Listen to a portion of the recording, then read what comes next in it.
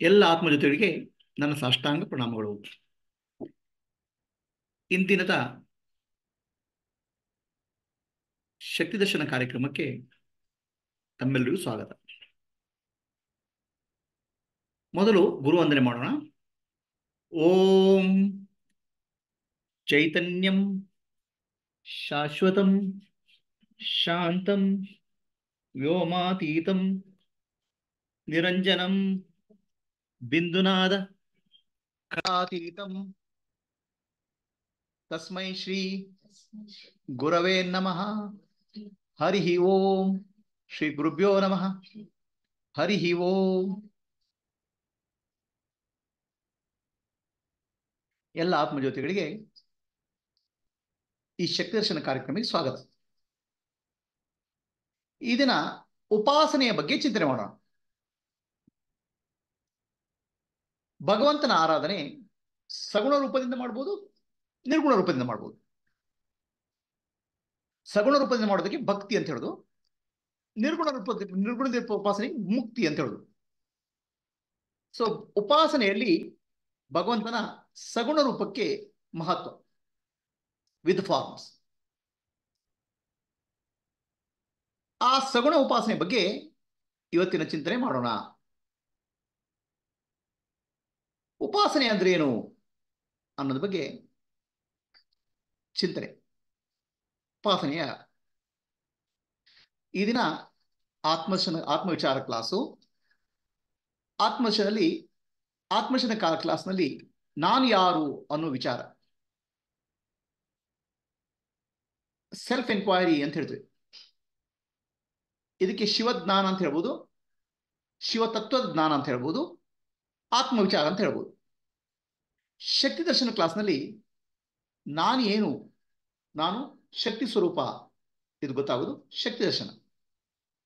ಸತ್ಯ ದರ್ಶನದಲ್ಲಿ ನಾನು ಜ್ಞಾನದಲ್ಲಿ ಹೇಗೆ ಜೀವನ ಮಾಡೋದು ಎಂದು ತಿಳ್ಕೊಳ್ಳೋದು ಸತ್ಯ ದರ್ಶನ. ಈ 3 ಕ್ಲಾಸ್ಗಳು ನಡೀತಾ ಇರ್ತವೆ. ಈ ದಿನದ ಕ್ಲಾಸ್ನಲ್ಲಿ ಶಕ್ತಿ ದರ್ಶನ ಅಂದ್ರೆ ನಮ್ಮಲ್ಲಿ 3 ರೀತಿಯ ಶಕ್ತಿಗಳಿದ್ದಾವೆ.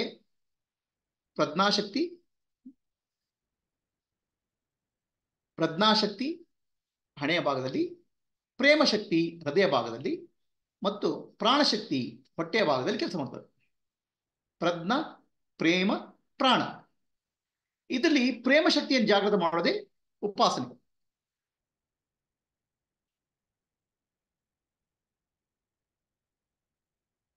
ಶುದ್ಧ ಚೈತನ್ಯ ನಾನು ಅನ್ನೋದು, ಅದು ಐ ಆಮ್ ಅಥವಾ ಐ ಆಮ್, ನಾನು ಇದ್ದೇನೆ ಅನ್ನುವ ರೀತಿಯಲ್ಲಿ ವ್ಯಕ್ತ ಆಗ್ತದೆ.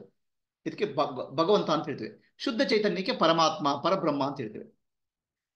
ಐ ಆಮ್ ಇಂದ ನಮ್ಮಲ್ಲಿ 3 ರೀತಿಯಲ್ಲಿ ವ್ಯಕ್ತ ಆಗ್ತದೆ ಶಕ್ತಿ. ಯಾವುದು? ಪ್ರಜ್ಞಾಶಕ್ತಿ, ಪ್ರೇಮಶಕ್ತಿ, ಪ್ರಾಣಶಕ್ತಿ.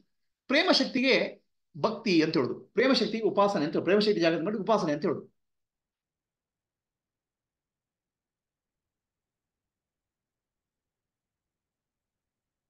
ಈ ಉಪಾಸನೆಯ ಬಗ್ಗೆ ಒಂದು ಕತೆ ಇದೆ. ವಿವೇಕಾನಂದರು ಒಬ್ಬ ರಾಜನನ್ನ ಕಂಡ್ರು. ಆ ರಾಜರು ಹೇಳ್ತಾರೆ, ನೀವೇನ್ ಸ್ವಾಮಿ, ನೀವು ಯಾವುದೋ ವಿಗ್ರಹಗಳನ್ನ ಉಪಾಸನೆ ಮಾಡ್ತೀರಾ, ಆ ಕಲ್ಲಿನ ಮೂರ್ತಿನ ಉಪಾಸನೆ ಮಾಡ್ತೀರಾ, ಓಕೆ, ಆ ಜೀವ ಇಲ್ಲದ ಜಡವನ್ನ ಉಪಾಸನೆ ಮಾಡ್ತೀರಾ ಅಂತ ಹೇಳ್ತಾರೆ. ಆ ವಿವೇಕಾನಂದ ಹೇಳ್ತಾರೆ, ನೋಡಿ ಸ್ವಾಮಿ, ನಾವು ಉಪಾಸನೆ ಮಾಡ್ತಾ ಇರೋದು ಚೈತನ್ಯವನ್ನ, ಜಡವನ್ನಲ್ಲ. ಆ ವಿಗ್ರಹ ಕೇವಲ ಒಂದು ನಮ್ಮ ಮನಸ್ಸನ್ನು, ಗಮನವನ್ನು ಕೇಂದ್ರೀಕರಿಸಲಿಕ್ಕೆ ಒಂದು ದಾರಿ. ಆ ರಾಜನ ಹಿಂದೆ ಒಂದು ಫೋಟೋ ಇರ್ತದೆ, ಅವ್ರ ತಾಯಿದು. ವಿವೇಕಾನಂದ ಕೇಳ್ತಾರೆ, ಆ ಫೋಟೋ ಯಾರ್ದು ಅಂತ. ಅದು ರಾಜಮಾತೆ ಅಂತ ಹೇಳ್ತಾರೆ. ಆ ರಾಜಮಾತೆ ಇಲ್ಲ ಈಗ. ಆಗ ವಿವೇಕಾನಂದ ಹೇಳ್ತಾರೆ ಮಂತ್ರಿಗಳಿಗೆ, ಆ ಫೋಟೋ ತೆಗೆದು ಅದನ್ನ ಕಾಲಲ್ಲಿ ಒದೀರಿ ಅಂತ ಹೇಳ್ತಾರೆ. ಅಯ್ಯೋ, ಅದು ಹೇಗೆ ಒದಿಯೋದು, ಅದು ರಾಜಮಾತೆ ಫೋಟೋ ಅಂತ ಹೇಳ್ತಾರೆ ಅವರು. ಅಲ್ಲ, ನಿಮ್ ಫೋಟೋ, ಅವ್ರ ಫೋಟೋ ರಾಜಮಾತೆ ಅಲ್ಲ, ಅದ್ರ ಫೋಟೋಗೆ ಅಷ್ಟು ಗೌರವ ಕೊಡ್ತಿದ್ದಿಲ್ಲ. ಹೌದು, ಫೋಟೋದ ಮೂಲಕ ರಾಜಮಾತೆಗೆ ಗೌರವ ಕೊಡ್ತೀವಿ ಅಂತ. ಅದೇ ರೀತಿ ನಾವು ವಿಗ್ರಹಗಳ ಮೂಲಕ ನಾಮರೂಪಗಳ ಮೂಲಕ ಆ ಭಗವಂತನ ಆರಾಧನೆ ಮಾಡ್ತೇವೆ. ಅದಕ್ಕೆ ಉಪಾಸನೆ ಅಂತ ಹೇಳೋದು. ಉಪಾಸನೆ ಶಬ್ದದಲ್ಲಿ ಉಪಾಧಿ ಅನ್ನೋ ಸೇರ್ಪಡಿದೆ. ಉಪಾಧಿ ಇದ್ದಾಗ ಉಪಾಸನೆ. ಉಪಾಧಿ ಅಂದ್ರೆ ಗುಣಗಳು. ಉಪಾಧಿ ಅಂದ್ರೆ ಯಾವುದಕ್ಕೆ ಗುಣಗಳಿದಾವೆ ಅದಕ್ಕೆ ಉಪಾಧಿ ಅಂತ ಹೇಳುದು. ಆ ಶುದ್ಧ ಚೈತನ್ಯ ಪರಬ್ರಹ್ಮನಿಗೆ ಗುಣಗಳಿಲ್ಲ. ಗುಣಗಳು ಆರೋಪ ಮಾಡಿದಾಗ ಆ ಪರಬ್ರಹ್ಮನಿಗೆ ವಿರಾಟ್ ಅಂತ ಹೇಳ್ತೇವೆ, ಇಡೀ ವಿಶ್ವ ಅಂತ ಹೇಳ್ತೇವೆ, ಅಥವಾ ಹಿರಣ್ಯ ಗರ್ಭ ಅಂತ ಹೇಳ್ತೇವೆ, ಸೂಕ್ಷ್ಮ ರೂಪ ಅಂತ ಹೇಳ್ತೇವೆ, ಅಥವಾ ಈಶ್ವರ ಅಂತ ಹೇಳ್ತೇವೆ, ಕಾರಣ ರೂಪ ಅಂತ ಹೇಳ್ತೇವೆ. ಈ ರೀತಿ ಉಪಾಧಿಗಳ ಮೂಲಕ ಭಗವಂತನ ಉಪಾಸನೆ ಭಗವಂತನ ಆರಾಧನೆ ಮಾಡಲಿಕ್ಕೆ ಉಪಾಸನೆ ಅಂತ ಹೇಳುದು. ಅಂದ್ರೆ ಸಗುಣ, ಸಗುಣ ಬ್ರಹ್ಮ. ಇಲ್ಲಿ ಒಂದು ವಿಶೇಷ ಏನಂದ್ರೆ, ಒಬ್ಬ ಗುರು ತನ್ನ ಶಿಷ್ಯರೊಳಗೆ ಹೋಗ್ತಾ ಇರ್ತಾನೆ. ಶಿಷ್ಯರು ಹೋಗ್ತಾ ಇರುವಾಗ ಪಕ್ಕದಲ್ಲಿ ನಾಯಿ ಇರ್ತದೆ. ಶಿಷ್ಯ ಕೇಳ್ತಾನೆ, ನಾವು ಜ್ಞಾನವನ್ನು ಪಡ್ಕೊಳ್ಳೋದು ಹೇಗೆ ಅಂತ. ಆ ಗುರು ಹೇಳ್ತಾರೆ, ಅಲ್ಲಿ ನೋಡಿ ಚಂದ್ರ ನೋಡು ಅಂತ ಹೇಳ್ತಾರೆ. ಚಂದ್ರ ಬೆರಳು ತೋರಿಸ್ತಾರೆ, ಚಂದ್ರನ ನೋಡಿ ತೋರಿಸ್ಲಿಕ್ಕೆ. ಶಿಷ್ಯ ಆ ಚಂದ್ರನ್ ನೋಡ್ತಾನೆ. ಆದ್ರೆ ನಾಯಿಗೆ ಏನಾಗುತ್ತೆ, ಚಂದ್ರನ್ ನೋಡಿದ್ರೆ ಗೊತ್ತಾಗಲ್ಲ, ಆ ನಾಯಿ ಬೆರಳನ್ನು ನೋಡ್ತದೆ. ಬೆರಳನ್ನು ನೋಡೋದಲ್ಲ, ಆ ಬೆರಳು ಏನನ್ನು ತೋರಿಸ್ತದೆ ಅದನ್ನು ನೋಡ್ಬೇಕು. ಆಯ್ತು, ಗುಣಗಳ ಮೂಲಕ ಯಾರನ್ನು ತೋರಿಸ್ತಾರೆ, ಗುಣಾತೀತ, ಅವರನ್ನು ಕಾಣಬೇಕು. ಅದಕ್ಕೆ ಉಪಾಸನೆ ಅಂತ ಹೇಳುದು.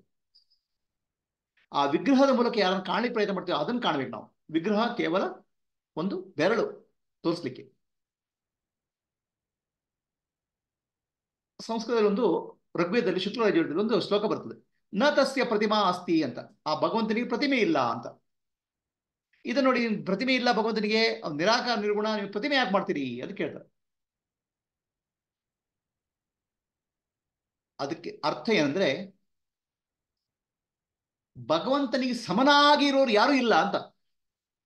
ಭಗವಂತನ ಹಾಗಿರೋರು ಯಾರು ಇಲ್ಲ ಅಂತ. ಪ್ರತಿಮಾ ಅಂದ್ರೆ ಬೇರೆ ಬೇರೆ ಅರ್ಥ. ಪ್ರತಿಮೆ ಅಂದ್ರೆ ವಿಗ್ರಹ ಅಂತ ಹೇಳ್ಬೋದು. ಪ್ರತಿಮಾ ಅಂದ್ರೆ ಆ ಭಗವಂತನಿಗೆ ಸಮನಾದವರು ಯಾರು ಇಲ್ಲ ಅಂತ. ಪ್ರತಿಮಾ ಅಂದ್ರೆ ವಿಗ್ರಹ, ಫಾರ್ಮ್, ಸ್ಕಲ್ಪ್ಚರ್. ಆ ಭಗವಂತನಿಗೆ ಭಗವಂತನ ಹಾಗೆ ಇರೋರು ಯಾರು ಇಲ್ಲ ಅಂತ. ಅಂದ್ರೆ ಭಗವಂತನಿಗೆ ಸಮನಾದವರು ಯಾರು ಇಲ್ಲ ಅಂತ. ಇಟ್ ರೆಪ್ರೆಸೆಂಟ್ಸ್ ನ ತಸ್ಯ ಪ್ರತಿಮಾ ಅಸ್ತಿ ಅಂದ್ರೆ ಭಗವಂತನಿಗೆ ಪ್ರತಿಮೆ ಇಲ್ಲ, ನೀವು ಪ್ರತಿಮೆ ಪೂಜೆ ಮಾಡಬಾರ್ದು ಅಂತ ಹೇಳ್ತಾರೆ. ಅದಕ್ಕೆ ಅದಕ್ಕೆ ಮೂರ್ತಿ ಪೂಜೆ ತಪ್ಪು ಅಂತ ಹೇಳ್ತಾರೆ. ನ ತಸ್ಯ ಪ್ರತಿಮಾ ಅಸ್ತಿ ಅಂದ್ರೆ ಭಗವಂತನಿಗೆ ಸಮನಾದ ಯಾವುದಿಲ್ಲ ಅಂತ.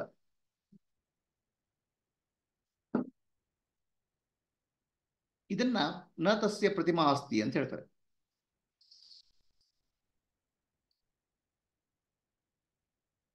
ಇದಕ್ಕೆ ಒಂದು ಭಗವದ್ಗೀತೆಯಲ್ಲಿ ಒಂದು ಭಾಗವತದಲ್ಲಿ ಒಂದು ಕಥೆ ಇದೆ. ಗೋಪಿಕೆಯರೆಲ್ಲ ಸೇರಿ ದೇವಿಯ ಆರಾಧನೆ ಮಾಡ್ತಾರೆ, ಕಾತ್ಯಾಯನಿಯ ಪೂಜೆ ಮಾಡ್ತಾರೆ. ಮಾಡಿ ಕಾತ್ಯಾಯನಿ ಬಂದಾಗ, ಪ್ರತ್ಯಕ್ಷ ಆದಾಗ ಕೇಳ್ತಾರೆ, ಪ್ರಾರ್ಥನೆ ಕೇಳ್ತಾರೆ, ನಮಗೆ ಶ್ರೀಕೃಷ್ಣನ ಹಾಗೆ ಇರೋ ಒಬ್ಬ ಗಂಡ ಬೇಕು ಅಂತ. ಇದೊಳ್ಳೆ ಕಥೆ ಆಯ್ತಲ್ಲ. ಶ್ರೀಕೃಷ್ಣ ಹಾಗೆ ಇರೋರು ಯಾರಿದ್ದಾರೆ? ಯಾರು ಇಲ್ಲ ಅಲ್ಲಿ. ಪ್ರತೀಕ ಸಾಧ್ಯ ಇಲ್ಲ. ಶ್ರೀಕೃಷ್ಣ ಹಾಗೆ ಇರೋರು ಯಾರು ಸಿಗೋದು? ಸಿಗಲ್ಲ. ಆ ಭಗವಂತನೇ ಹಾಗೆ ಇರೋರು ಯಾರು ಇಲ್ಲ, ಹಾಗೆ ಇರೋದು ಯಾವುದೂ ಇಲ್ಲ ಅಂತ ಅರ್ಥ. ನತಸ್ಯ ಪ್ರತಿಮಾ ಅಸ್ತಿ ಅಂತ. ಭಗವಂತನ ಬಿಡಿ, ಪ್ರತಿಯೊಬ್ಬ ಜೀವಿಗೂ ಕೂಡ, ಪ್ರಪಂಚದಲ್ಲಿ ಪ್ರತಿಯೊಬ್ಬ ಜೀವಿ ಕೂಡ ಒಂದು ವಿವಿಧ ಸ್ವರೂಪ. ನಿಮ್ಮ ಹಾಗೆ ಇರೋರು ಇನ್ನೊಬ್ರು ಇಲ್ಲ. ನನ್ನ ಹಾಗೆ ನನ್ನ ಮಕ್ಕಳಿದ್ದಾರೆ ಅಂತ. ಆ ಮಕ್ಕಳಲ್ಲಿ ವ್ಯತ್ಯಾಸ ಇರ್ತದೆ, ಗುಣಗಳಲ್ಲಿ ವ್ಯತ್ಯಾಸ ಇರ್ತದೆ, ಸ್ವಭಾವದಲ್ಲಿ ವ್ಯತ್ಯಾಸ ಇರ್ತದೆ. ಒಬ್ಬರ ಹಾಗೆ ಒಬ್ಬರು ಇರ್ಲಿಕ್ಕೆ ಸಾಧ್ಯನೇ ಇಲ್ಲ ಪ್ರಪಂಚದಲ್ಲಿ. ಭಗವಂತನ ಹಾಗೆ ಇರ್ಲಿಕ್ಕೆ ಯಾಕೆ ಸಾಧ್ಯ?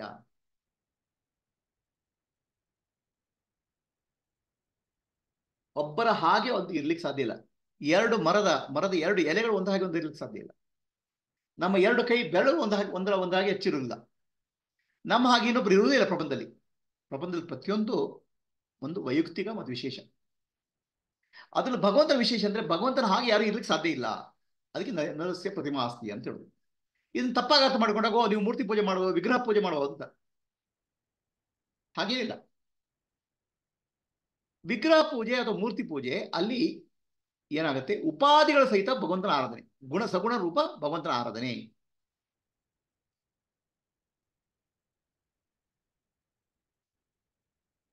ಈ ಉಪಾಸನೆ ಅರ್ಥ ತಿಳ್ಕೋಬೇಕಾದ್ರೆ ನಾವು ನಮ್ಮ ರಾಷ್ಟ್ರಧ್ವಜದ ಬಗ್ಗೆ ಚಿಂತನೆ ಮಾಡಬೇಕು.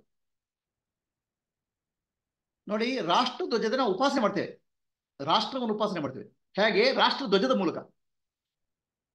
ಆ ರಾಷ್ಟ್ರಧ್ವಜಕ್ಕೋಸ್ಕರ ಎಷ್ಟು ಜನ ಪ್ರಾಣ ಬಿಡ್ತಾರೆ, ಎಷ್ಟು ಜನ ಸಾಯ್ತಾರೆ? ಯಾಕೆ? ರಾಷ್ಟ್ರಧ್ವಜ ಭಾರತವನ್ನು ಪ್ರತೀಕ ಮಾಡ್ತದೆ, ಭಾರತ ಜನರನ್ನು ಪ್ರತೀಕ ಮಾಡ್ತದೆ, ಭಾರತದ ಇತಿಹಾಸವನ್ನು ಪ್ರತೀಕ ಮಾಡ್ತದೆ, ಭಾರತದ ವಿಜ್ಞಾನ ಶಕ್ತಿಯನ್ನು ಪ್ರತೀಕ ಮಾಡ್ತದೆ. ಅದಕ್ಕೆ ಆ ರಾಷ್ಟ್ರಧ್ವಜಕ್ಕೆ ಭಾರತದ ಗೌರವ ಸುಖದ ಪ್ರತೀಕ ಮಾಡ್ತದೆ. ಭಾರತವನ್ನ ಗೌರವಿಸಲಿಕ್ಕೆ ರಾಷ್ಟ್ರಧ್ವಜದ ಪ್ರತೀಕ. ಅದೇ ಭಗವಂತನ ಪ್ರತೀಕವಾಗಿ ವಿಗ್ರಹವನ್ನು ಪೂಜೆ ಮಾಡ್ತೇವೆ. ಈ ರಾಷ್ಟ್ರಧ್ವಜವನ್ನು ಜನ ಗೌರವ ಕೊಡ್ತಾರೆ. ಹೇಗೆ? ರಾಷ್ಟ್ರಕ್ಕೆ ಗೌರವ ಕೊಟ್ಟ ಹಾಗೆ. ರಾಷ್ಟ್ರ ಅಂದ್ರೆ ಏನಿದೆ ಅದರಲ್ಲಿ ಕಲ್ಪನೆ ಮಾಡಲಿಕ್ಕೆ ಆಗುದಿಲ್ಲ, ಆದರೆ ಆ ರಾಷ್ಟ್ರವನ್ನ ಧ್ವಜದ ಮೂಲಕ ಕಲ್ಪನೆ ಮಾಡ್ತೇವೆ. ಇದೇ ರೀತಿ ಭಗವಂತನನ್ನ, ಅನಂತ ಶಕ್ತಿಶಾಲಿಯಾದ ಭಗವಂತ, ಸರ್ವಗುಣ ಪರಿಪೂರ್ಣ ಭಗವಂತ, ಸರ್ವಶಕ್ತಿಮಾನ್, ಸರ್ವವ್ಯಾಪಿ, ಸರ್ವಾಂತರ್ಯಾಮಿ, ಆ ಭಗವಂತನನ್ನ ವಿಗ್ರಹದ ಮೂಲಕ ಆರಾಧಿಸ್ತೇವೆ. ಹೇಗೆ ರಾಷ್ಟ್ರಧ್ವಜದ ಮೂಲಕ ಆರಾಧಿಸ್ತೇವೆ, ಅದಕ್ಕೆ ಉಪಾಸನೆ ಅಂತ ಹೇಳಿ. ಉಪಾಸನೆಯ ಅರ್ಥ ಇನ್ನು ರಾಷ್ಟ್ರಧ್ವಜ ಏನಿದೆ, ಒಂದು ಬಟ್ಟೆ, 1.5 ಮೀಟರ್ ಬಟ್ಟೆ. ಆ ಬಟ್ಟೆಗೆ ಎಷ್ಟಾಗುತ್ತೆ? ಹಬ್ಬ ಬಂದ್ರೆ 200 ರೂಪಾಯಿ ಆಗ್ಬೋದು. ಆದ್ರೆ ಆ 200 ರೂಪಾಯಿ 130 ಕೋಟಿ ಭಾರತೀಯರನ್ನು ಪ್ರತೀಕ ಮಾಡ್ತದೆ. ಆ 200 ರೂಪಾಯಿ ಭಾರತದ ಇತಿಹಾಸವನ್ನು ಪ್ರತೀಕ ಮಾಡ್ತದೆ, ರೆಪ್ರೆಸೆಂಟ್ ಮಾಡ್ತದೆ. ಆ ರೀತಿ ಆ ವಿಗ್ರಹ ಸರ್ವಶಕ್ತಿಮಾನ್ ಭಗವಂತನ ಪ್ರತೀಕ ಮಾಡ್ತದೆ. ಆ ವಿಗ್ರಹವೇ ಭಗವಂತ ಅಲ್ಲ, ವಿಗ್ರಹದ ಮೂಲಕ ಭಗವಂತ.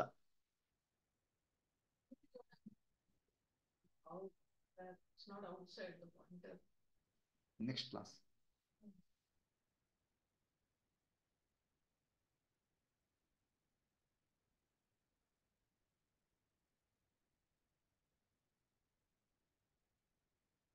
ಈಗ ನಾವು ಸಮುದ್ರದ ನೀರು, ಸಮುದ್ರದ ಅಲೆ, ಗುಳ್ಳೆ, ಇದಕ್ಕೆ ವ್ಯತ್ಯಾಸ, ಗುಳ್ಳೆಗಿರೋ ಸಂಬಂಧ ಕಾಣಬೇಕು. ಸಮುದ್ರದ ನೀರು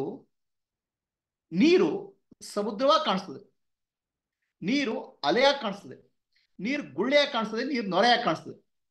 ಒಂದೇ ನೀರು ಬೇರೆ ಬೇರೆ ರೂಪದಲ್ಲಿ ಕಾಣ್ತದೆ. ಆದ್ರೆ ನೀರು ಸಮುದ್ರವೂ ಅಲ್ಲ, ನೀರು ಅಲೆಯೂ ಅಲ್ಲ, ನೀರು ಗೊಳ್ಳೆಯೂ ಅಲ್ಲ, ನೀರು ಅಲೆಯೂ ಅಲ್ಲ. ಆದರೆ ಇನ್ನೊಂದು ರೀತಿ ನೋಡಿದಾಗ ಗುಳ್ಳೆಯೂ ನೀರು, ಅಲೆಯೂ ನೀರು, ಸಮುದ್ರವೂ ನೀರು. ನೀರು ಮಾತ್ರ ಯಾವುದೂ ಅಲ್ಲ. ನೀರು ಸಮುದ್ರವಲ್ಲ, ನೀರು ಅಲೆಯಲ್ಲ, ನೀರು ಗುಳ್ಳೆ ಅಲ್ಲ, ನೀರು ನೊರೆಯಲ್ಲ. ಆದ್ರೆ ನೊರೆ ನೀರು, ಗುಳ್ಳೆ ನೀರು, ಅಲೆ ನೀರು, ಸಮುದ್ರ ನೀರು. ಇದನ್ನು ಅರ್ಥ ಮಾಡ್ಕೋಬೇಕು.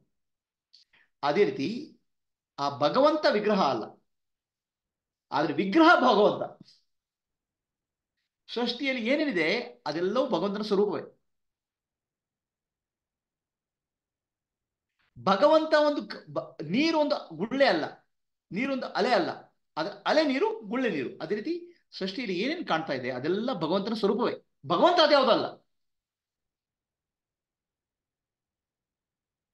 ಪರಮಾತ್ಮ ಗುಡ್ಡ ಅಲ್ಲ, ಬೆಟ್ಟ ಅಲ್ಲ, ನದಿ ಅಲ್ಲ, ನೀರಲ್ಲ, ವಿಗ್ರಹ ಅಲ್ಲ. ಆದರೆ ವಿಗ್ರಹವು ಪರಮಾತ್ಮ, ನೀರು ಪರಮಾತ್ಮ, ಗುಡ್ಡವು ಪರಮಾತ್ಮ, ಬೆಟ್ಟವು ಪರಮಾತ್ಮ. ಇದನ್ನ ಅರ್ಥ ಮಾಡೋದು. ಇದೇನಾಗುತ್ತೆ, ನಮ್ಗೆ ವೇದಾಂತ ಹೇಳೋದು ತಪ್ಪು ತಿಳ್ಕೊಳ್ಳಿ ಬರ್ತದೆ. ಅದಕ್ಕೋಸ್ಕರ ಸನಾತನ ಧರ್ಮದಲ್ಲಿ ನಾವು ಎಲ್ಲದಕ್ಕೂ ಗೌರವ ಕೊಡ್ತೇವೆ. ತುಳಸಿ ಗಿಡಕ್ಕೆ ಪ್ರಾರ್ಥನೆ ಮಾಡ್ತೇವೆ. ಅದು ತುಳಸಿ ಗಿಡಕ್ಕೆ ಮಾಡೋದಲ್ಲ, ತುಳಸಿ ಗಿಡದ ಮೂಲಕ ಭಗವಂತನಿಗೆ ಪ್ರಾರ್ಥನೆ. ವಿಗ್ರಹಕ್ಕೆ ನಮಸ್ಕಾರ ಮಾಡ್ತೇವೆ. ವಿಗ್ರಹವು ಭಗವಂತನೇ. ಯಾಕಂದ್ರೆ ಭಗವಂತನಿಂದ ಬೇರೆ ಬೇರನ್ನು ಬೇರ್ಪಡಿಸ್ಲಿಕ್ಕೆ ಆಗುದಿಲ್ಲ. ನೀರಿಂದ ಅಲೆಯನ್ನು ಬೇರ್ಪಡಿಸ್ಲಿಕ್ಕೆ ಆಗುದಿಲ್ಲ, ನೀರಿಂದ ಗುಳ್ಳೆಯನ್ನು ಬೇರ್ಪಡಿಸ್ಲಿಕ್ಕೆ ಆಗುದಿಲ್ಲ. ಗುಳ್ಳೆಯು ನೀರೇ, ಅಲೆಯು ನೀರೇ. ಆದರೆ ಆ ನೀರು ಗುಳ್ಳೆ ಅಲ್ಲ, ನೀರು ಅಲೆ ಅಲ್ಲ. ಇದನ್ನ ನಂಬ್ತೀವಿ. ಭಗವಂತ ವಿಗ್ರಹ ಅಲ್ಲ, ಅದು ವಿಗ್ರಹ ಭಗವಂತ.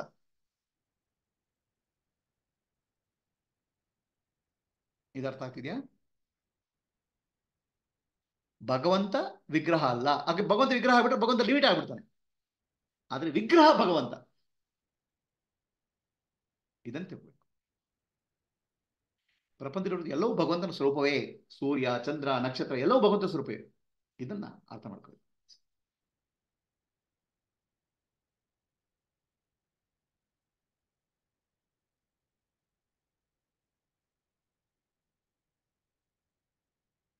ಐನ್ಸ್ಟೈನ್ ಒಬ್ಬ ವಿದ್ಯಾರ್ಥಿ ಇದ್ದ.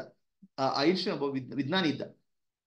ಅವನು E is M C square ಅನ್ನೋ ಇಕ್ವೇಶನ್ ಬರ. ಇದಕ್ಕೆ ಇಂಗ್ಲಿಷ್ ನಲ್ಲಿ ಫಾರ್ಮುಲಾ ಅಂತ ಹೇಳ್ತೇವೆ. E is M C square formula ಕಂಡಿದ. ಇ ಇಸ್ ಎಂ ಸ್ಕ್ವೇರ್ ಅಂದ್ರೆ ಏನು? ಎನರ್ಜಿ. ಪ್ರಪಂಚದ ಏನು ಶಕ್ತಿ ಇದೆ ಅದು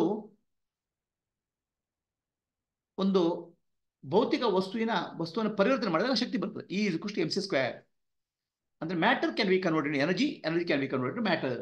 ಅಂದ್ರೆ E is M C square ವಿಗ್ರಹ ಫಾರ್ಮುಲಾ ಬರ್ದ. ಅದು ಈ ಬರ್ತದೆ ಯಾಕೆ? ಅವ್ರು ಏನ್ ಕಂಡುಹಿಡಿದ್ರು ಸತ್ಯವನ್ನ, ಅದು ನಮ್ಗೆ ಎಲ್ರಿಗೆ ಹೇಳಲಿಕ್ಕೆ, ನಮ್ಗೊಂದು ಕಮ್ಯುನಿಕೇಟ್ ಮಾಡೋದು ಈ ರೀತಿ ಇದೆ. ಇದನ್ನ ಯಾವ್ದನ್ನ ಈ ಫಾರ್ಮುಲಾದ ಮೂಲಕ. ಅದೇ ರೀತಿ ಋಷಿಗಳು ತಾವು ಕಂಡ ಸತ್ಯವನ್ನ ಒಂದು ಫಾರ್ಮ್ ಮೂಲಕ, ಅಂದ್ರೆ ವಿಗ್ರಹದ ಮೂಲಕ ಕಮ್ಯುನಿಕೇಟ್ ಮಾಡಿದ್ರು.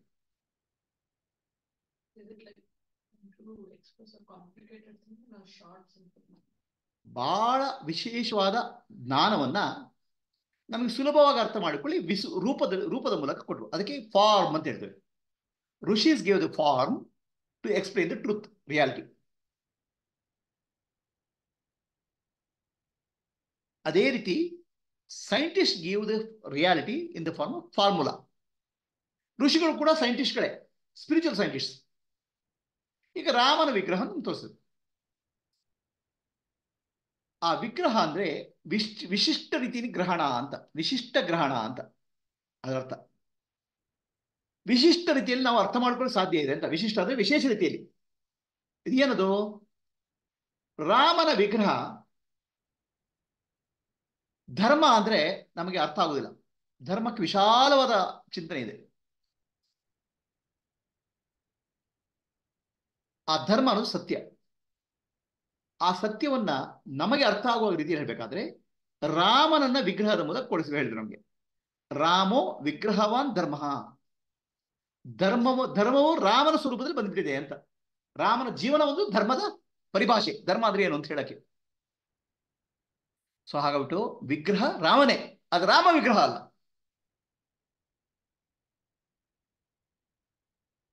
ದೇವಸ್ಥಾನ ಹೋಗಿ ನಾವು ನಮಸ್ಕಾರ ಮಾಡಿದಾಗ ಆ ಪ್ರತಿಮೆ ಇದೆಯಲ್ಲ, ಅದು ಭಗವಂತ. ಅದು ಭಗವಂತ ಪ್ರತಿಮೆ ಅಲ್ಲ. ಆ ಭಗವಂತನ ಸ್ವರೂಪವನ್ನು ನಮ್ಗೆ ಹೇಳ್ಕೊಳ್ಳಿಕ್ಕೆ ಪ್ರತಿಮೆ. ಹೇಗೆ ಫ್ಲಾಗ್ ಇಂಡಿಯಾ ಅಲ್ಲ, ಇಂಡಿಯಾ ಫ್ಲಾಗ್ ಅಲ್ಲ, ಅದ್ರ ಫ್ಲಾಗ್ ಇಂಡಿಯಾ ರೆಪ್ರೆಸೆಂಟ್ ಮಾಡ್ತದೆ ಫುಲ್ಲಿ. ನಮ್ಮ ಬಾವುಟ ಭಾರತ ಅಲ್ಲ, ಆದರೆ ಬಾವುಟ ಭಾರತವನ್ನು ರೆಪ್ರೆಸೆಂಟ್ ಮಾಡ್ತದೆ. ಹಾಗೆ ನಮ್ಗೆ ಪ್ರಶ್ನೆ ಬರ್ತದೆ, ವಿಗ್ರಹ ಭಗವಂತನ ರೆಪ್ರೆಸೆಂಟ್ ಮಾಡ್ತದಾ ಅಂತ. ಅಂದ್ರೆ ವಿಗ್ರಹ ಬೇರೆ, ಅದು ರೆಪ್ರೆಸೆಂಟ್ ಮಾಡ್ತಾರೆ, ಭಗವಂತ ಬೇರೆ ಅಂತ. ಇಲ್ಲಿ ಓಕೆ, ಒಂದು ಉದಾಹರಣೆ ಹೇಳ್ತೀನಿ. ನಿಮ್ಮ ಹತ್ರ ಒಂದು ಫೋಟೋ ಇದೆ. ಆ ಫೋಟೋದಲ್ಲಿ ನಿಮ್ಮ ವೈಫ್ ಇದ್ದಾರೆ, ಹೆಂಡತಿ ಇದ್ದಾರೆ. ಆ ಫೋಟೋ ಬೇರೆ, ಅವ್ರ ಹೆಂಡತಿ ಬೇರೆ. ಫೋಟೋ ಹೆಂಡತಿಯನ್ನು ರೆಪ್ರೆಸೆಂಟ್ ಮಾಡ್ತದೆ, ಫೋಟೋ ಬೇರೆ, ಹೆಂಡತಿ ಬೇರೆ. ಆದರೆ ವಿಗ್ರಹ ಭಗವಂತನ ರೆಪ್ರೆಸೆಂಟ್ ಮಾಡ್ತದೆ. ವಿಗ್ರಹ ಭಗವಂತನೇ ಅದು, ಯಾಕಂದ್ರೆ ದ್ವೈತ ಇಲ್ಲ ಇಲ್ಲಿ. ಫೋಟೋಗೂ ನಿಮ್ಮ ಹೆಂಡತಿಗೂ ದ್ವೈತ ಇದೆ. ಫೋಟೋ ಬೇರೆ, ಹೆಂಡತಿ ಬೇರೆ. ಆದರೆ ವಿಗ್ರಹಕ್ಕೂ ಭಗವಂತನಿಗೆ ದ್ವೈತ ಇಲ್ಲ, ಎರಡಿಲ್ಲ. ವಿಗ್ರಹ ಮತ್ತು ಭಗವಂತ ಎರಡಿಲ್ಲ. ಸೊ ಆ ವಿಗ್ರಹವೇ ಭಗವಂತ. ನಮ್ಮ ಮನೆಯಲ್ಲಿ ಆ ಅಮ್ಮನ ಒಂದು ಗೊಂಬೆ ಇದೆ. ಅಮ್ಮ ಗೊಂಬೆ ಅಲ್ಲ, ಅದು ಗೊಂಬೆ ಅಮ್ಮ. ಹೀಗೆ. ಯಾಕಂದ್ರೆ ಅಲ್ಲಿ ದ್ವೈತ ಬರಲ್ಲ. ಪ್ರಬಂಧದಲ್ಲಿ ದ್ವೈತ ಹೋಗ್ಬೇಕು. ಇಲ್ಲಿ ಹೆಂಡತಿ ಅದ್ವೈತವಾಗಿರೋದೇ ಒಳ್ಳೇದು ಗುರುಜಿ. ಹೆಂಡತಿ ಅದ್ವೈತವಾಗಿರೋದೇ ಒಳ್ಳೇದು ಅಂದೆ.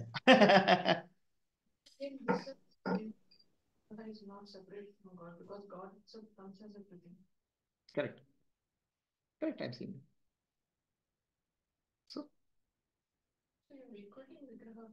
No, Vigraha is God. But God is not Vigraha. See, you have to understand. The wave. Vigraha is not God. God is much more than that. God is much more than that. Water, ನೀರು ಅಲೆ ಅಲ್ಲ. ನೀರು ಅಲೆ ಅಂತ ಹೇಳಿದ್ರೆ ನೀರು ಬೇರೆ ಏನಾಗ್ಲಿಕ್ಕೆ ಸಾಧ್ಯ ಇಲ್ಲ, ಲಿಮಿಟ್ ಆಗ್ಬಿಡ್ತದೆ. ಅಲೆ ನೀರು. That statement is correct, but when you say ನೀರು is not ಅಲೆ, it's not correct. Yeah, it is correct. I mean, no, ನೀರು ಅಲೆ ಮಾತ್ರ ಅಲ್ಲ. ಅಲೆ ಮಾತ್ರ ಅಲ್ಲ. ಬಿಕಾಸ್ ನೀವು ನೀರು ಅಲೆ ಅಂದ್ಕೊಂಡು ನೀರು ಬೇರೆ ಏನಲ್ಲ, ಅದು ಒಂದೇ ಆಗ್ಬಿಡ್ತದೆ, ಅಲೆ ಮಾತ್ರ ಆಗ್ತದೆ. ಭಗವಂತ ಅನ್ನೋದು ಸರ್ವವ್ಯಾಪಿ ಸರ್ವಶಕ್ತಿಮಾನ್. ಭಗವಂತ ವಿಗ್ರಹ ಮಾತ್ರ ಅಲ್ಲ, ಭಗವಂತ ಎಲ್ಲವೂ, ಆದ್ರೆ ವಿಗ್ರಹ ಭಗವಂತ. ಯಾಕಂದ್ರೆ ಭಗವಂತ ವಿಗ್ರಹವನ್ನು ಭಗವಂತನ ಬೇರ್ಪಡಿಸಲಿಕ್ಕೆ ಆಗುದಿಲ್ಲ.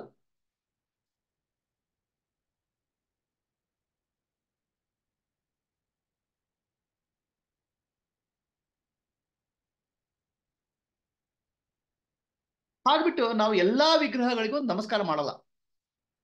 ಇದು ಮ್ಯೂಸಿಯಂ ನಲ್ಲಿರೋ ಪ್ರತಿಮೆಗಳು, ಮ್ಯೂಸಿಯಂ ನಲ್ಲಿರೋ ವಿಗ್ರಹಗಳಿಗೆ ನಾವು ನಮಸ್ಕಾರ ಮಾಡೋದಿಲ್ಲ. ಅದು ನೋಡ್ತೇವೆ, ಚೆನ್ನಾಗಿದೆ ಅಂತ ಹೇಳ್ತೇವೆ. ಯಾಕೆ? ಯಾಕಂದ್ರೆ ಎಲ್ಲ ವಿಗ್ರಹಗಳಲ್ಲಿ ಪ್ರತಿಷ್ಠಾಪನೆ ಮಾಡಿದ ವಿಗ್ರಹಕ್ಕೆ ನಾವು ನಮಸ್ಕಾರ ಮಾಡ್ತೇವೆ. ಏನ್ ವಿಶೇಷ ಅಂದ್ರೆ ಭಗವಂತ ಎಲ್ಲದರಲ್ಲಿದ್ದಾನೆ, ಎಲ್ಲವೂ ಆಗಿದ್ದಾನೆ. ಆದ್ರೆ ಭಗವಂತನ ಗುಣಗಳು ವಿಶೇಷವಾಗಿ ಯಾವ್ದು ಕಂಡು ಬರ್ತದೆ, ಅದಕ್ಕೆ ಜಾಸ್ತಿ ಭಗವಂತನ ಅಸ್ತಿತ್ವ ಇದೆ ಅಂತ ಹೇಳ್ತೇವೆ.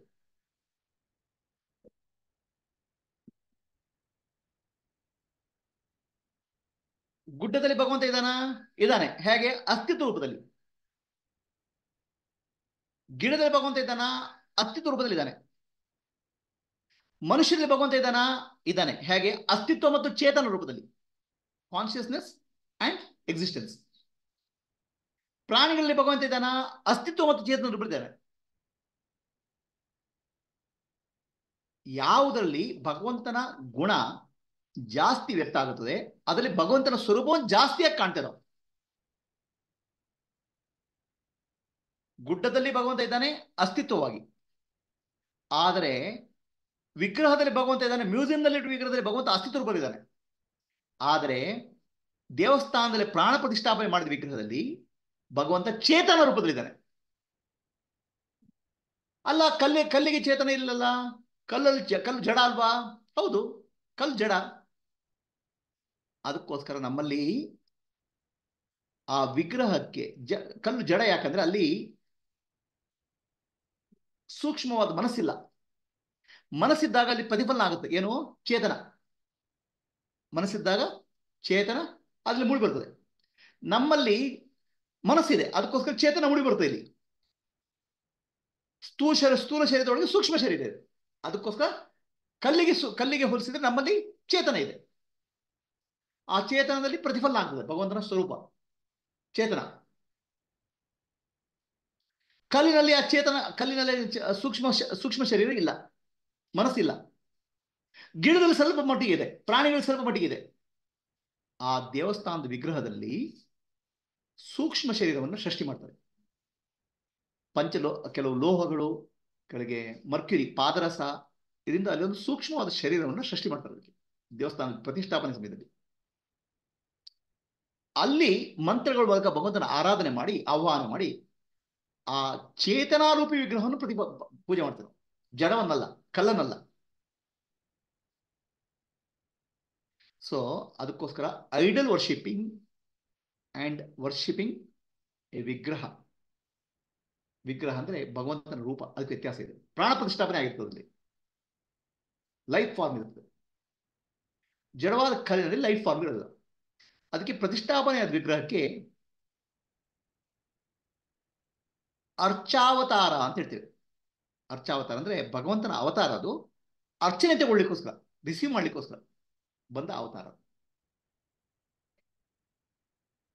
ಕಷ್ಟ ಸುಖಗಳನ್ನು ಹೇಳಿಕೊಂಡು ಆ ಭಗವಂತನಿಂದ ಭಕ್ತರಿಂದ ಪೂಜೆಯನ್ನು ಸ್ವೀಕಾರ ಮಾಡಿಕೊಳ್ಳಿಕ್ಕೆ ಅರ್ಚಾವತಾರ ಅಂತ.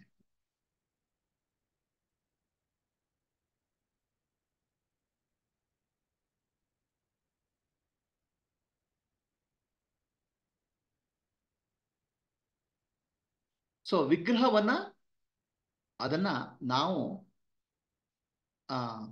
ಅದರಲ್ಲಿ ಪ್ರಾಣ ಪ್ರತಿಷ್ಠಾಪನೆ ಆದ್ಮೇಲೆ ಅಲ್ಲಿ ಪೂಜೆ ಮಾಡ್ತೇವೆ. ವೇದ ಕಾಲದಲ್ಲಿ ಈಗಿನ ಹಾಗೆ ವಿಗ್ರಹದ ಪೂಜೆ ಇರಲಿಲ್ಲ.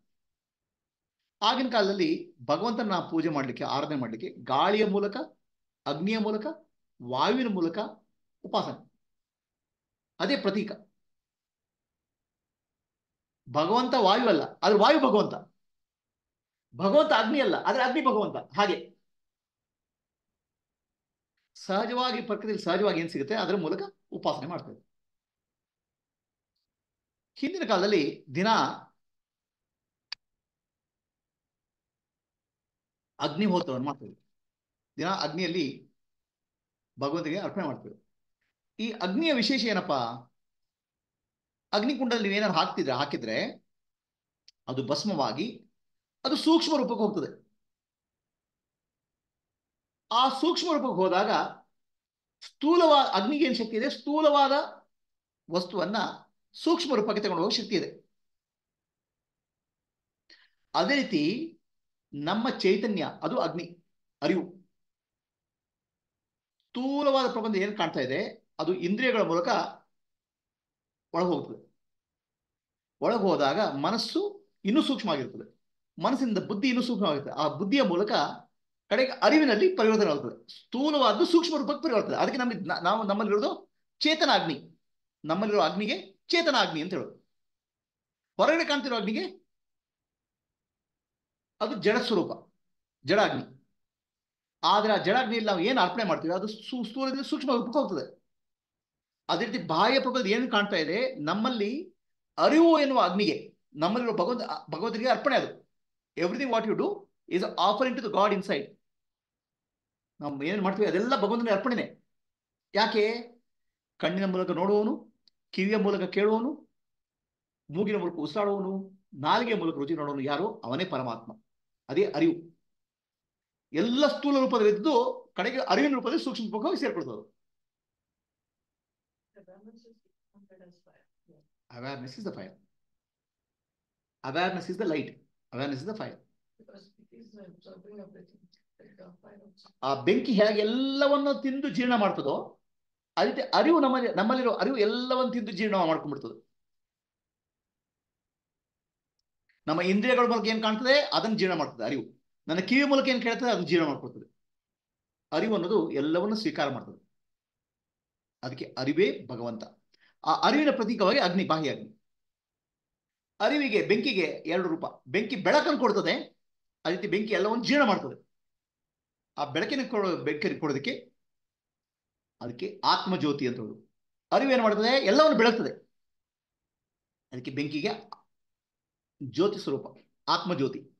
ಅದೇ ಬೆಂಕಿ ಎಲ್ಲವನ್ನು ಸ್ವೀಕಾರ ಮಾಡಿ ಎಲ್ಲವನ್ನು ಭಸ್ಮ ಮಾಡ್ತದೆ, ಅದು ಜ್ಞಾನ ಸ್ವರೂಪ. ಇದು ಎರಡನ್ನ ಆ ಅಗ್ನಿಯ ಮೂಲಕ ಸಂಕೇತ ಮಾಡಿ ಭಯ. ಅದೇ ರೀತಿ ಗೋಮಾತೆಯ ಪೂಜೆ ಮಾಡ್ತೇವೆ ನಾವು. ಗೋಮಾತೆಯಲ್ಲಿ ಎಲ್ಲಾ ದೇವತೆಗಳಿದ್ದಾರೆ ಅಂತ ಹೇಳ್ತೇವೆ.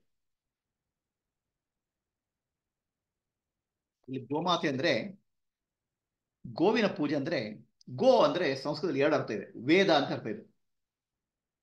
ಗೋ ಅಂದ್ರೆ ವೇದ ಅಂತ ಅರ್ಥ ಇದೆ. ಗೋ ಅಂದ್ರೆ ದನ ಅಂತ ಅರ್ಥ ಇದೆ. ಗೋವಿಂದ ಅಂತ ಹೇಳಿದ್ರೆ ಶ್ರೀಕೃಷ್ಣ ಅಂತ ಅರ್ಥ ಇದೆ. ಗೋವಿಂದ ಅಂದ್ರೆ ವೇದಗಳ ಮೂಲಕ ಯಾರನ್ನು ತಿಳ್ಕೊಳ್ಳಿಕ್ಕೆ ಅವನು ಶ್ರೀಕೃಷ್ಣ ಅಂತ. ಎರಡು ಡಬಲ್ ಮೀನಿಂಗ್. ಸೊ ಗೋವಿನ ಪೂಜೆ ಅಂದ್ರೆ ವೇದದ ಪೂಜೆ ಒಂದು ರೀತಿಯಲ್ಲಿ. ಗೋ ಅನ್ನೋದು ಪ್ರತೀಕ. ಗೋವನ್ನ ಶ್ರೇಷ್ಠವಾದ ಗೋವನ್ನು ಯಾಕೆ ಪೂಜೆ ಮಾಡ್ತಾರಪ್ಪ? ಅದು ಹಾಲು ಕೊಡ್ತದೆ ನಮ್ಗೆ, ನಮ್ಮನ್ನ ನಮ್ಮ ಮನೇಲಿ ಆಹಾರ ಕೊಡ್ತದಂತಲ್ಲ. ಆಹಾರ ಕೊಡೋದು ಮುಖ್ಯ. ಆದ್ರೆ ಗೋವಿನ ವಿಶೇಷ ಅಂದ್ರೆ ಗೋವು ಕೇವಲ ಹುಲ್ಲನ್ನು ತಿಂತದೆ. ಹುಲ್ಲನ್ನು ತಿಂದು ಹಾಲನ್ನು ಕೊಡ್ತದೆ. ಗೋವಿಗೆ ಶಾಂತ ಸ್ವರೂಪ, ಸತ್ವಗುಣ, ಶಾಂತ ಸ್ವರೂಪ ಮತ್ತು ಹಾಲನ್ನು ಕೊಡ್ತದೆ. ಆ ಹಾಲು ನಮ್ಮ ದೇಹವನ್ನು ಪೋಷಣೆ ಮಾಡ್ತದೆ. ಗೋವು ಅನ್ನೋದನ್ನ ಬ್ರಹ್ಮಜ್ಞಾನಿಗೆ ಪ್ರತೀಕವಾಗಿ ಮಾಡ್ತಾರೆ. ಗೋ ಬ್ರಾಹ್ಮಣೇಭ್ಯೋ ಶುಭಮಸ್ತಿ ಅಂದ್ರೆ ಬ್ರಾಹ್ಮಣ ಅಂತ ಹೇಳಿದ್ರೆ ಅಲ್ಲಿ ಬ್ರಹ್ಮಜ್ಞಾನಿ ಅಂತ ಅರ್ಥ. ಆ ಗೋವಿಗೆ ಶುಭವಾಗಲಿ ಅಂದ್ರೆ ಗೋವು ಯಾರ ಸಂಕೇತ? ಗೋವು ಯಾರ ಪ್ರತೀಕ? ಬ್ರಾಹ್ಮಣನ ಪ್ರತೀಕ. ಗೋ ಉಪಾಸನೆ ಅಂದ್ರೆ ಏನು? ಬ್ರಾಹ್ಮಣ ಅದು ಬ್ರಹ್ಮಜ್ಞಾನಿ ಉಪಾಸನೆ. ಅದು ನಾವು ಮನೆಯಲ್ಲಿ ಹಿಂದಿನ ಕಾಲದ ಮನೆ ಒಂದು ಬ್ರಹ್ಮಜ್ಞಾನಿ ಒಂದು ವಿಗ್ರಹ ಅಥವಾ ಫೋಟೋ ಇಟ್ಕೊಳ್ಲಿಕ್ಕೆ ಆಗ್ತಿರಲಿಲ್ಲ. ಗೋವನ್ನ ಜೀವಂತ ಪ್ರತೀಕವಾಗಿ ಹೇಳ್ತಿದ್ರು. ಯಾರದು? ಬ್ರಹ್ಮಜ್ಞಾನಿದು. ಸೊ ಬ್ರಹ್ಮಜ್ಞಾನಿ ವಿಶೇಷ ಏನು? ಅವನು ಸಮಾಜದಿಂದ ಬಹಳ ಕಡಿಮೆ ತಗೊಳ್ತಾನೆ. ಸಮಾಜದಲ್ಲಿ ಜಾಸ್ತಿ ತಗೊಳ್ಳಲ್ಲ ಅವನು. ದನ ಕೇವಲ ಹುಲ್ಲು ತಗೊಳ್ತದೆ, ಹಾಲು ಕೊಡ್ತದೆ. ಅದೇ ಬ್ರಹ್ಮಜ್ಞಾನಿ ಸಮಾಜದಿಂದ ಏನು ತಗೊಳ್ಳಲ್ಲ, ಬಹಳ ಕಡಿಮೆ. ಆದರೆ ಕೊಡೋದು ಅವನು ಅಮೃತ, ಜ್ಞಾನ, ಆತ್ಮಜ್ಞಾನ. ಹಾಗಾಗ್ಬಿಟ್ಟು ದನ ಅನ್ನೋದು ಬ್ರಹ್ಮಜ್ಞಾನಿಯ ಪ್ರತೀಕ. ಗೋ ಬ್ರಾಹ್ಮಣಿ ಶುಭಮಸ್ತು ನಿತ್ತಮ್ ಅಂತ. ಇದು ಅಗ್ನಿಯ ಪೂಜೆ ಯಾಕೆ ಮಾಡ್ತಂದ್ರೆ ಒಂದು ವಿಶೇಷ ಅಂದ್ರೆ, ಹಿಂದಿನ ಕಾಲದಲ್ಲಿ ದಿನ ಎಲ್ಲ ಕೆಲಸಗಳಿಗೆ ಅಗ್ನಿ ಬೇಕು. ಅಡಿಗೆ ಮಾಡ್ಲಿಕ್ಕೆ ಅಗ್ನಿ ಬೇಕು. ಈಗಿನ ಕಾಲದಲ್ಲಿ ಗ್ಯಾಸ್ ಇದೆ ಅಥವಾ ಎಲೆಕ್ಟ್ರಿಕ್ ಲೈಟರ್ ಇದೆ, ಎಲೆಕ್ಟ್ರಿಕ್ ಪ್ಲೇಟ್ ಇದೆ. ಹಿಂದಿನ ಕಾಲದಲ್ಲಿ ಅಗ್ನಿ ಬೇಕು. ಆಯ್ತಾ? ಆ ಅಗ್ನಿಗೆ ಏನ್ ಆಹಾರ ಕೊಡ್ತೇವೆ ಅದು ಜೀರ್ಣ ಮಾಡಿ ಭಗವಂತನಿಗೆ ಅರ್ಪಣೆ ಮಾಡ್ತದೆ ಅನ್ನೋ ಭಾವನೆಯಿಂದ ಒಂದು ಕಡೆ ಅದೇ ಅಗ್ನಿಯಿಂದ ಅಡಿಗೆ ಮಾಡ್ತಾರೆ. ಅಂದ್ರೆ ಎಲ್ಲ ಭಗವಂತನಿಗೆ ನೈವೇದ್ಯ ಆಗಲಿ ಅಂತ. ಕಡೆಗೆ ತಾನು ಯಾರು ಆರಾಧನೆ ಮಾಡಿದ ಅಗ್ನಿ ಇದೆಯಲ್ಲ, ಅದೇ ಅಗ್ನಿಯಿಂದ ಸಾಯುವ ಕಾಲದಲ್ಲಿ ಅವನಿಗೆ ಇದನ್ನು ಕೊಡ್ತಾರೆ. ಏನದು? ಸಾಯುವ ಕಾಲದಲ್ಲಿ ಬೆಂಕಿ ಸುಡ್ತಾರಲ್ಲ, ಅದೇ ಅಗ್ನಿನ ಉಪಯೋಗ ಮಾಡ್ತಾರೆ. ಅಂದ್ರೆ ಅಗ್ನಿಗೆ ನಾನೇ ಕಡೆ ಆಹುತಿ ಅಂತ. ಸೊ ಅಗ್ನಿ ಎಲ್ಲ ಕಡೆ ಬೇಕು. ಹಾಗಾಗಿ ಭಗವಂತನ ನೆನಪು ಎಲ್ಲ ಕಡೆ ಬರಲಿ ಅಂತ ಅಗ್ನಿ ಆರಾಧನೆ. ಕಡೆಗೆ ಹೊರಗಡೆ ಹೋದಾಗ, ಗದ್ದೆಗೆ ಹೋದಾಗ ಸೂರ್ಯ ಕಾಣ್ತಾನೆ, ಬೆಳಕು. ಸೊ ಬೆಳಕು ಜ್ಞಾನದ ಪ್ರತೀಕ, ಅಗ್ನಿ ಎಲ್ಲವನ್ನು ಸ್ವೀಕಾರ ಮಾಡೋದ ಪ್ರತೀಕ. ಅದಕ್ಕೋಸ್ಕರ ಅಗ್ನಿಯನ್ನು ಆರಾಧನೆ ಮಾಡ್ತೀವಿ. ಬೆಳಕು ಆತ್ಮಜ್ಯೋತಿಯ ಪ್ರತೀಕ, ಕಡೆಗೆ ಅಗ್ನಿ ಎಲ್ಲವನ್ನು ಆಹಾರವಾಗಿ ಸ್ವೀಕಾರ ಮಾಡೋ ಪ್ರತೀಕ. ಅದರ ಅರ್ಥ ಏನಂದ್ರೆ, ನಮ್ಮ ಕಣ್ಣಿನ ಮೂಲಕ ನೋಡುವನು, ನಮ್ಮ ಕಿವಿ ಮೂಲಕ ಕೇಳುವನು, ನಮ್ಮ ಮೂಗಿನ ಮೂಲಕ ಉಸಿರಾಡುವನು, ಅವನು ಯಾರೋ ಅದೇ ಅರಿವು, ಅದೇ ಭಗವಂತ.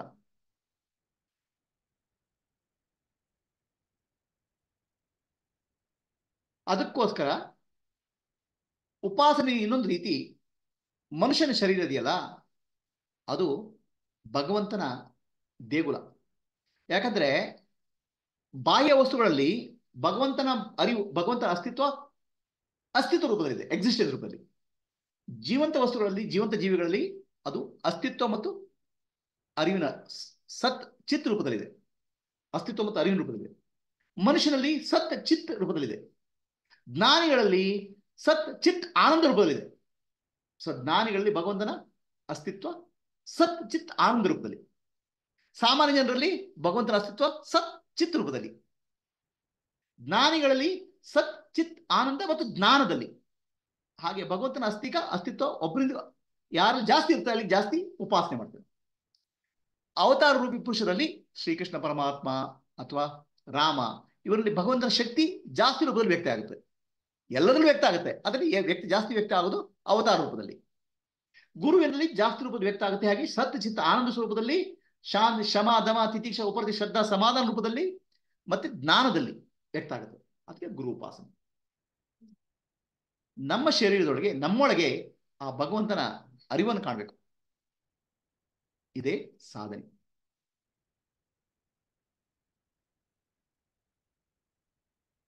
ಇಷ್ಟು ಬಗ್ಗೆ ಹೇಳಿದಲ್ಲಿ ಯಾರಿಗೆ ಪ್ರಶ್ನೆ ಇದೆಯಾ? Any questions? ಹರಿ ಓಂ ಗುರುಜಿ. ಹರಿ ಓಂ ಸಂಧ್ಯಾ, ಹೇಳ್ರಿ. ಈಗ ಭಗವಂತನ ವಿಗ್ರಹ ಪ್ರತಿಷ್ಠಾಪನೆ ಮಾಡಿದಾಗ ಚೇತನ ರೂಪ ಬರುತ್ತೆ ಅಂದ್ರೆ ಅಚ್ಚವತಾರ ಅಂತ ಹೇಳಿರಲ್ಲ ಗುರುಜಿ. ಹೌದು. ಅದನ್ನ ಹಾಗೆ ಮಾಡ್ತಿದ್ರೆ, ಕೆಲವು ಕಡೆ ಏನ್ ಮಾಡ್ಬಿಡ್ತಾರೆ, ವಿಗ್ರಹ ಪ್ರತಿಷ್ಠಾಪನೆ ಮಾಡಿ ಅದೇನೇನಿದೆ ಅದು ಡೈಲಿ ಅದೇನೇನಿದೆ ಅದನ್ನೆಲ್ಲ ಮಾಡ್ಲಿಲ್ಲ ಅಂದ್ರೆ ಆ ಚೇತನ ರೂಪ ಅಲ್ಲಿ ಇರಲ್ಲ ಅಂತ ಹೇಳ್ತಾರೆ ಗುರುಜಿ. ಹೌದೌದು. ಅದು ಒಂದ್ಸಲ ಪ್ರತಿಷ್ಠಾಪನೆ ಮಾಡಿದ್ಮೇಲೆ ಕ್ರಮಬದ್ಧವಾಗಿ ನಿತ್ಯ ಉಪಾಸನೆ, ಅದನ್ನ ಬೆಳಿಗ್ಗೆ ಆಹಾರ, ಸ್ನಾನ ಅವೆಲ್ಲ ಮಾಡಬೇಕು. ಇನ್ನೊಂದು, ಅಗ್ನಿ ಏನೇ ಒಂದು ಹೋಮ ಮಾಡುವಾಗ ಅಗ್ನಿ ದೇವ ತಗೊಂಡೋಗಿ ಅದು ಸೂಕ್ಷ್ಮ ರೂಪದಲ್ಲಿ ಆ ದೇವರಿಗೆ ತಲುಪಿಸ್ತಾನೆ ಅಂತ ಹೇಳಿದ್ರಿ. ಹಾಗೆ ನಮ್ಮಲ್ಲಿ ಆ ಪ್ರಪಂಚದಲ್ಲಿ ಏನಿದೆ ಆ ಸ್ಥೂಲ ರೂಪದಿಂದ ನಮ್ಮಲ್ಲಿ ಸೂಕ್ಷ್ಮ ರೂಪದಲ್ಲಿ ಅದೇನ್ ಗುರುಜಿ ಹೇಳಿದ ಅರ್ಥ ಆಗಿಲ್ಲ. ನೋಡಪ್ಪ, ನಿಮ್ಮ ಕಣ್ಣಿನ ಮೂಲಕ ನೋಡೋನು ಯಾರಿಗೆ? ಅದು ಮನಸ್ಸಲ್ಲ. ಮನಸ್ಸು ನೋಡೋರು ಯಾರು? ಮನಸ್ಸಿನ ಮೂಲಕ ನೋಡೋರು ಯಾರು? ಇಂದ್ರಿಯಗಳು ಫಸ್ಟ್ ನೋಡೋದು. ಇಂದ್ರಿಯಗಳ ಮೂಲಕ ನೋಡೋದು ಯಾರು? ಮನಸ್ಸು ಬರುತ್ತೆ. ಮನಸ್ಸಿನ ಹಿಂದೆ ಚೈತನ್ಯ. ಬುದ್ಧಿ, ಅರಿವು ಬುದ್ಧಿಯನ್ನು ನೋಡೋದು ಯಾರು? ಚೇತನ. ಚೇತನ. ಕಡೆಗೆ ಎಲ್ಲ ಸೇರೋದು ಆ ಚೇತನಕ್ಕೆ. ಹೌದು. ಸ್ಥೂಲವಾದ್ದು ಚೇತನದಲ್ಲಿ ಅರಿವಿನ ರೂಪದಲ್ಲಿ ಸೇರ್ಕೊಂಡ್ಬಿಡ್ತದೆ. ಆ ಅರಿವಿಗೆ ಅಗ್ನಿ ಅಂತ ಹೇಳುದು. ಕ್ಲಿಯರ್ ಆಯ್ತು ಗುರುಜಿ.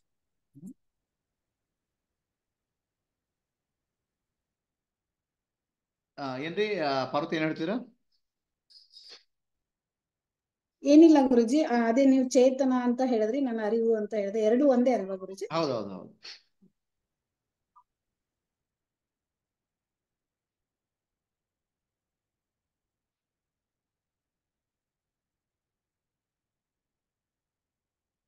ಆಯ್ತಾ? ಇನ್ಯಾರು ಪ್ರಶ್ನೆ ಇದೆಯಾ? ರಾಮ್ ಪ್ರಕಾಶ್, ಕಾತ್ಯಾಯಿನಿ? ಇಲ್ಲ, ಏನ್ ಪ್ರಶ್ನೆ ಇಲ್ಲ ಗುರುಜಿ. ಓಕೆ, ಏನು ಪ್ರಶ್ನೆ ಇಲ್ಲ ಗುರುಜಿ. ಓಕೆ. ಉಪಾಸನೆ ನಿಧಿಧ್ಯಾಸ ಎರಡು ಒಂದೇ ಆಗುತ್ತೆ, ಬೇರೆ ಬೇರೆ ಆಗುತ್ತೆ ಗುರುಜಿ? ಉಪಾಸನೆ ನಿಧಿಧ್ಯಾಸ, ಉಪಾಸನೆ ಬೇರೆ, ನಿಧ್ಯಾಸ ಬೇರೆ. ಉಪಾಸನೆಯಲ್ಲಿ ಉಪಾಧಿ ಇದೆ, ಅಂದ್ರೆ ಗುಣಲಕ್ಷಣಗಳಿದಾವೆ. ಉಪಾಧಿ ನಿಧಿಧ್ಯಾಸದಲ್ಲಿ ಗುಣಲಕ್ಷಣಗಳಿಲ್ಲ. ನೇತಿ ನೇತಿ ನೇತಿ ನೇತಿ ನೇತಿ ಯಾವುದು ಅಲ್ಲ, ನಿರ್ಗುಣ ನಿರಾಕಾರ. ಉಪಾಸನೆಯಲ್ಲಿ ಸಗುಣ ಸಾಕಾರ.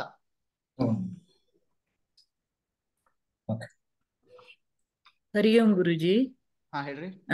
ಈಗ ನೀವು ಹೇಳಿದ್ರಲ್ಲ ಗುರುಜಿ, ವೇದ ಕಾಲದಲ್ಲಿ ಈ ಎಲ್ಲ ಯಾವ್ದು ವಿಗ್ರಹವನ್ನು ಪೂಜೆ ಮಾಡ್ತಾ ಇರ್ಲಿಲ್ಲ ಅಂತ. ಅಂದ್ರೆ ಭೂಮಿ ಅಂದ್ರೆ ಗಾಳಿ ಅಂದ್ರೆ ಅದನ್ನೇ ಪೂಜೆ ಮಾಡ್ತಾ ಇದ್ರು ಸಾಂಕೇತಿಕವಾಗಿ ಅಂತ. ಗಾಳಿಯನ್ನು ಪೂಜೆ ಮಾಡ್ತಿರ್ಲಿಲ್ಲ, ಗಾಳಿಯ ಮೂಲಕ ಭಗವಂತನ ಪೂಜೆ ಮಾಡ್ತಿದ್ರು. ಗಾಳಿಯ ಮೂಲ ಅಗ್ನಿಯನ್ನು ಪೂಜೆ ಮಾಡ್ತಿರ್ಲಿಲ್ಲ, ಅಗ್ನಿಯ ಮೂಲಕ ಭಗವಂತನ ಪೂಜೆ ಮಾಡ್ತಿದ್ರು.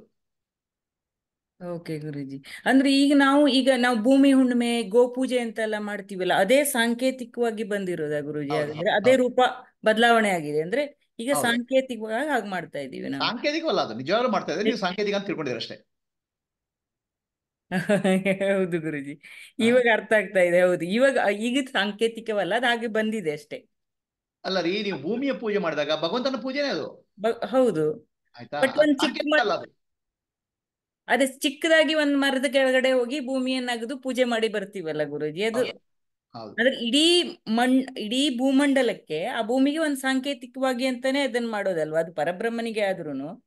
ಹೌದು, ಅದು ಸಾಂಕೇತಿಕ ಅಲ್ಲ. ಸಾಂಕೇತಿಕ ನಿಮ್ಗೆ ಕೇವಲ ಸಾಂಕೇತಿಕ ಅಂದ್ರೆ ಏನೋ ಕಲ್ಪನೆ, ಅದು ಎಸ್ ಗುರುಜಿ, ಸಾಂಕೇತಿಕವಲ್ಲ, ನಿಜವಾಗ್ಲೂ ಪೂಜೆ ಮಾಡ್ತಾ ಇದ್ವಿ, ಸಾಂಕೇತಿಕ ಅಲ್ಲ ಅದು. ಓಕೆ ಗುರುಜಿ, ಅರ್ಥ ಆಯ್ತು. ಸರಿನಾ? ಓಕೆ.